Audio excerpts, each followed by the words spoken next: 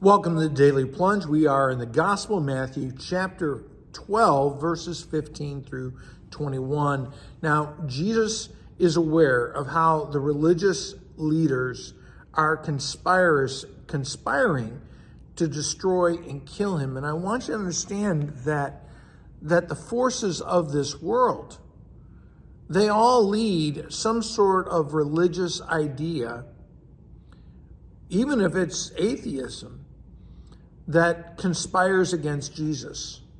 Now, Jesus withdraws from the Pharisees. And again, because this sin-bound world is determined to destroy the Son of God. This is open rebellion against the Lord and against his anointed one, Jesus Christ.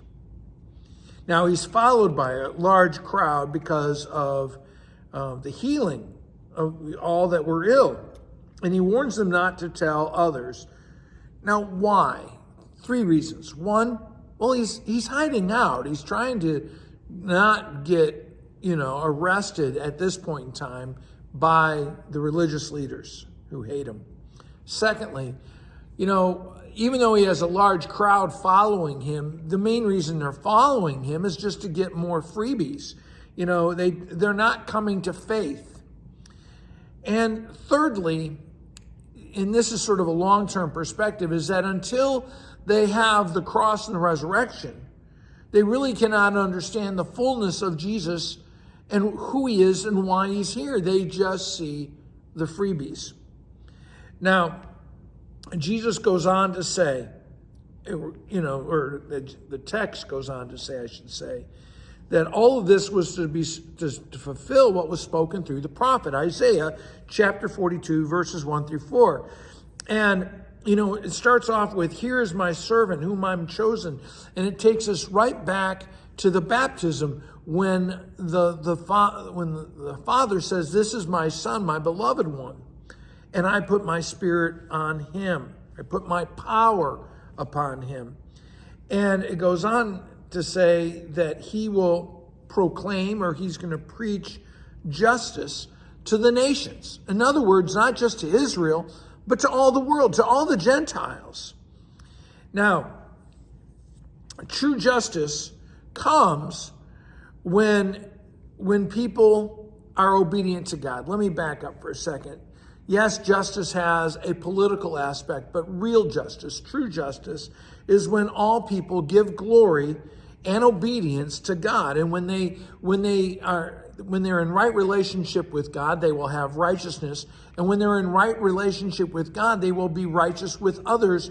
And therefore, they will live rightly, and there will be justice. And so he goes on to say, he will not quarrel or cry out, or his voice heard in the streets. And Jesus is not out there debating. I mean, he debates, he has with the Pharisees, but he's not trying to convince people of the gospel.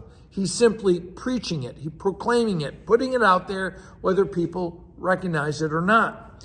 And then it goes on in verse 20 to say, a bruised reed he will not break, a smoldering wick he will not snuff out. That's that whole idea that those who are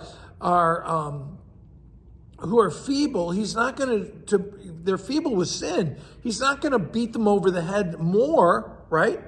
But instead, he's going to give them the victory. And what is the victory that Jesus brings? It's not through armies, it's through the work of the cross. That in the cross and the resurrection, Jesus Christ has overcome this sin-soaked world.